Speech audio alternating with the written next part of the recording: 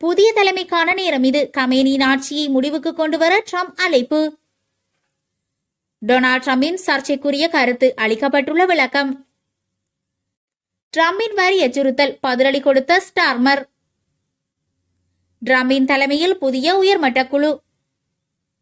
வெளிநாடொன்றில் பாரிய மோசடியில் ஈடுபட்ட இலங்கையர். கிரீன்லாந்து தொடர்பில் ட்ரம்பின் மற்றுமொரு அதிரடி நடவடிக்கை.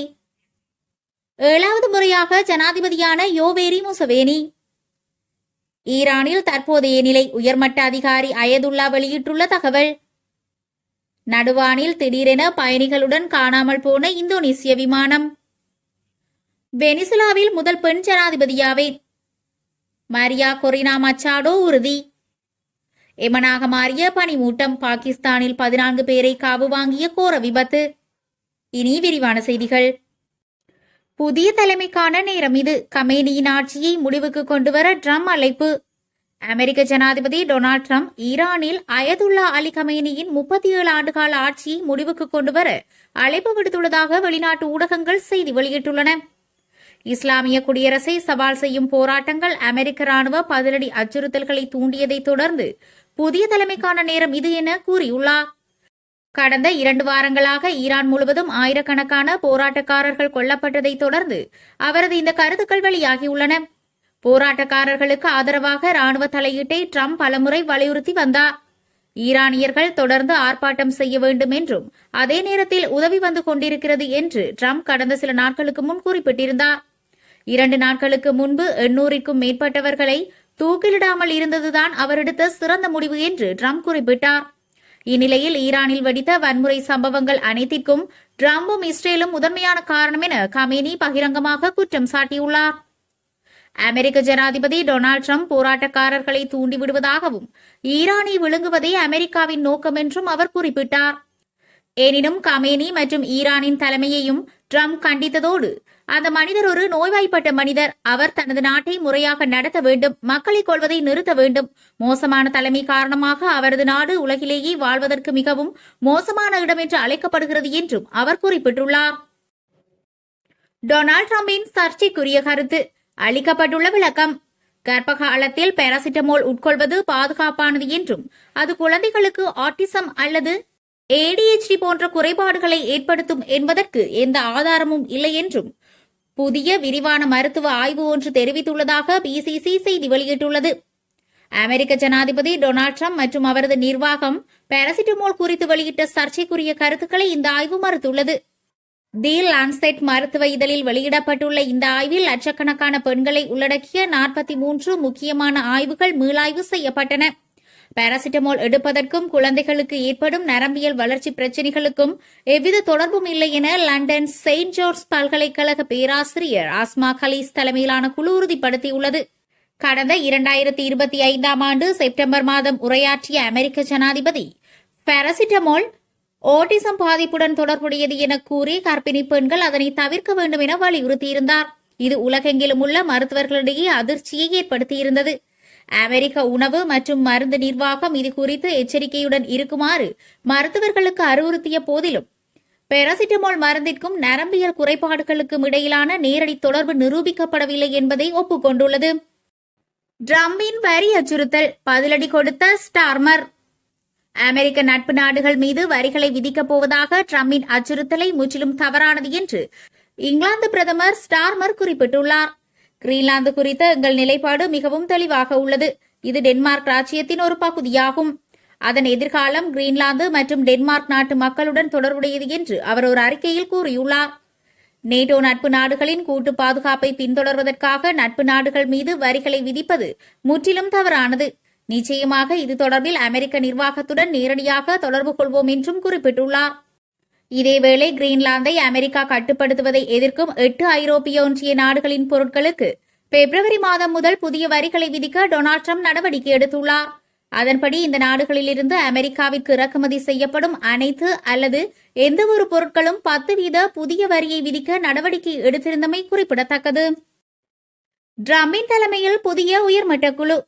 இஸ்ரேல் ஹமாஸ் இடையிலான போரை முடிவுக்கு கொண்டு வருவதற்கான ஜனாதிபதி டொனால்ட் ட்ரம்பின் 20 அம்ச திட்டத்தின் ஒரு பகுதியாக சமாதான சபை என்ற புதிய உயர்மட்ட குழு அறிவிக்கப்பட்டுள்ளது.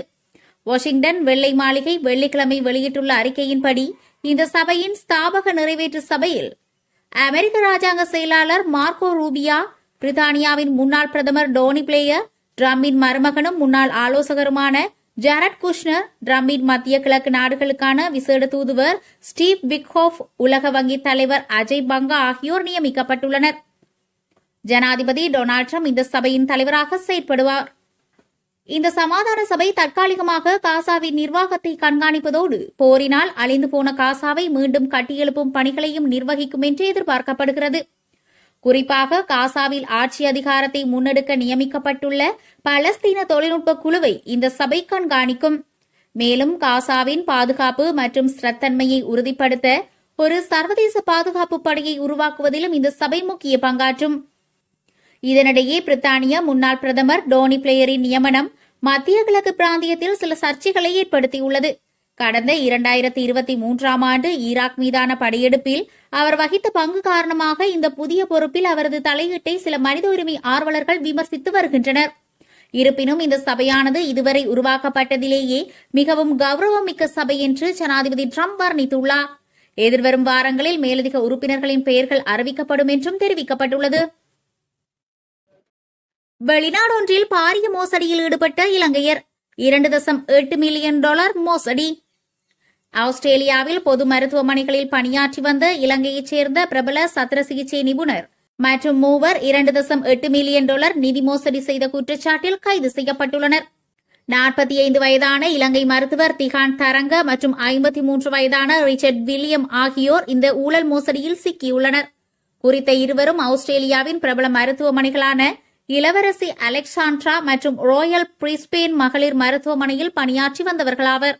மெடிவன்ஸ் எனும் மருத்துவ உபகரண விநியோக நிறுவனத்திடமிருந்து மில்லியன் கணக்கான டாலர் பெறுமதியான பொருட்களை கொள்வனவு செய்வதற்காக குறித்த இருவரும் ரகசியமாக பணம் பெற்றதாக குற்றம் சுமத்தப்பட்டுள்ளது. கிரீன்லாந்து தொடர்பில் ட்ரம்பின் மற்றும் ஒரு அதிரடி நடவடிக்கை. சிக்கலில் உலக நாடுகள். கிரீன்லாந்தை அமெரிக்கா கட்டுப்படுத்துவதை எதிர்க்கும் 8 ஐரோப்பிய ஒன்றிய நாடுகளின் பொருட்களுக்கு பிப்ரவரி மாதம் முதல் புதிய வரிகளை விதிக்க டொனால்ட் ட்ரம்ப் நடவடிக்கை எடுத்துள்ளார். அதன்படி இந்த நாடுகளில் இருந்து அமெரிக்காவிற்கு இறக்குமதி செய்யப்படும் அனைத்து அல்லது எந்த ஒரு பொருட்களுக்கும் 10% புதிய வரியை விதிக்க அமெரிக்க ஜனாதிபதி நடவடிக்கை எடுத்துள்ளார். கிரீன்லாந்தை அமெரிக்காவுடன் இணைப்பதற்கான செயல்முறைக்கு ஒரு ஒப்பந்தம் எட்டப்படும் வரை இந்த வரி நடைமுறையில் இருக்கும் என்று அமெரிக்க ஜனாதிபதி தனது ட்ரூத் சோஷியல் கணக்கில் தெரிவித்துள்ளார். அதன்படி Denmark, Norway, Sweden, France, Germany, England, Netherlands மற்றும் பின்லாந்து ஆகிய நாடுகளில் இருந்து அமெரிக்காவிற்கு இறக்குமதி செய்யப்படும் எந்தவொரு பொருட்களுக்கும் இந்த 10% வரி விதிக்கப்படும் என அவர் தனது குறிப்பில் குறிப்பிட்டுள்ளார். இந்த வரி ஜூன் 1, 2026 முதல் 25% உயர்த்தப்படும் என்றும் டொனால்ட் ட்ரம்ப் தனது ட்விட்டரில் எச்சரிக்கை விடுத்துள்ளார். 7வது முறையாக ஜனாதிபதியான யோவேரி முசவேனி. உகண்டா ஜனாதிபதி தேர்தலில் 81 வயதான யோவேரி முசவேனி 7வது தடவையாக வெற்றி பெற்றுள்ளதாக வெளிநாட்டு ஊடகங்கள் செய்தி வெளியிட்டுள்ளன. கடந்த 40 ஆண்டுகளாக அந்நாட்டை ஆட்சி செய்து வரும் அவர் இந்த தேர்தலில் 71% வாக்குகளை பெற்றுள்ளார். இந்த தேர்தலில் பிரதான எதிர்க்கட்சி வேட்பாளரான பாபி வைன் எனப்படும் கியகுலானி செட்டாமு 24% வாக்குகளை பெற்றுள்ளதாக தெரிவிக்கப்படுகிறது. நேஷனல் யூனிட்டி பிளாட்ஃபார்ம் தலைவரான பாபி வைன் ராணுவம் மற்றும் போலீசார் தனது வீட்டை முற்றுகையிட்ட போதிலும் தான் அங்கிருந்து தப்பிச் சென்றுள்ளதாக குறிப்பிடப்பட்டுள்ளது. அத்துடன் இந்த தேர்தல் முடிவுகள் போலியானவை என தெரிவித்து அவற்றை நிராகரித்துள்ள அவர் அவற்றை அலட்சியப்படுத்துமாறு தனது ஆதரவாளர்களிடம் கோரிக்கையும் விடுத்துள்ளார். ஈரானின் தற்போதைய நிலை. உயர்மட்ட அதிகாரி அயதுல்லா வெளியிட்ட தகவல். ஈரானில் தற்போது பொருளாதார நிலைமை மோசமாக இருப்பதாக ஈரானிய அதிகாரி அயதுல்லா அலி கமேனி தெரிவித்துள்ளார். இது தொடர்பில் அவர் குறிப்பிடுகையில், பொருளாதார நிலைமை நன்றாக இல்லை. மக்களின் வாழ்வாதாரம் உண்மையில் சிக்கலில் உள்ளது. இது எனக்கு தெரியும். நாட்டில் அதிகாரிகளும் அரசாங்க அதிகாரிகளும் அத்தியாவசிய பொருட்களுக்காகவும் கால்நடை தீவன உள்ளீடுக்காகவும் தீவிரமாக உழைக்க வேண்டும். அது மாத்திரமன்றி தேவையான உணவுப் பொருட்களுக்காக மக்களின் பொதுவான தேவைகளுக்காகவும் முன்மைவிட 2 மடங்கு கடினமாகவும் மிகவும் தீவிரமாகவும் நடவடிக்கைகள் எடுக்கப்பட வேண்டும் என அவர் கூறியிருந்தார். வெனிசுலாவின் முதல் பெண் ஜனாதிபதியாவே மரியா கொரினா மச்சாடோ உறுதி. சரியான நேரம் வரும்போது வெனிசுலாவின் முதல் பெண் ஜனாதிபதியாக நான் நாட்டை வழிநடத்துவேன் என எதிர்க்கட்சித் தலைவர் மரியா கொரினா மச்சாடோ தெரிவித்துள்ளார்.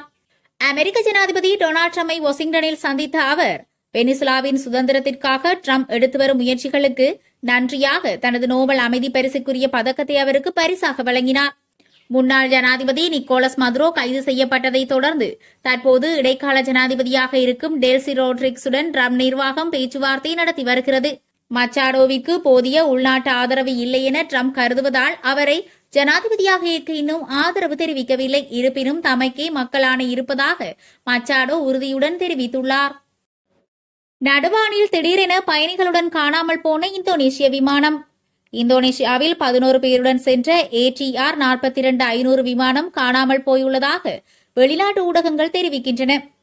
காணாமல் போன விமானம் இந்தோனேசிய கடல்சார் விவகாரங்கள் மற்றும் மீன்வளத்துறை அமைச்சகத்திற்கு சொந்தமானது என்று நம்பப்படுகிறது. மக்காசர் நகருக்கு அருகே விமானம் காணாமல் போயுள்ளதாகவும் அருகிலுள்ள மலைப்பகுதியில் சிதறி கிடக்கும் விமானத்தின் இடிபாடுகளை காட்டும் காணொலிகள் தற்போது சமூக ஊடகங்களில் பரவி வருவதாகவும் ஊடக அறிக்கையொன்றில் குறிப்பிடப்பட்டுள்ளது.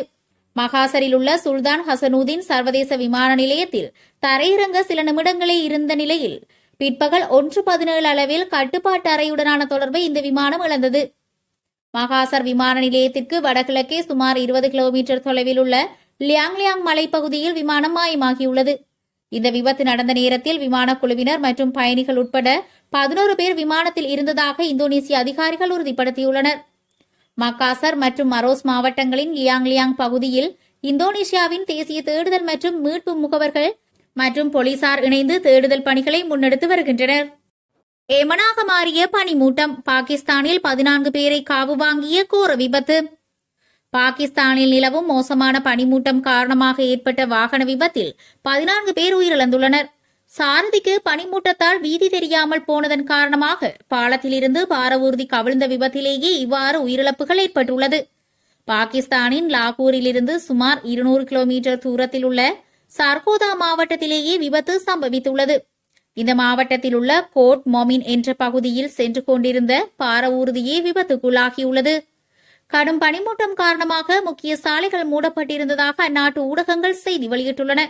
குறித்த வாகனத்தில் 23 பேர் இருந்ததாகவும் இவர்கள் கூட்டு குடும்பத்தைச் சேர்ந்தவர்கள் என்றும் கூறப்படுகிறது. மேலும் உயிரிழந்தவர்களில் 8 குழந்தைகளும் அடங்குவதாக தெரிவிக்கப்படுகிறது.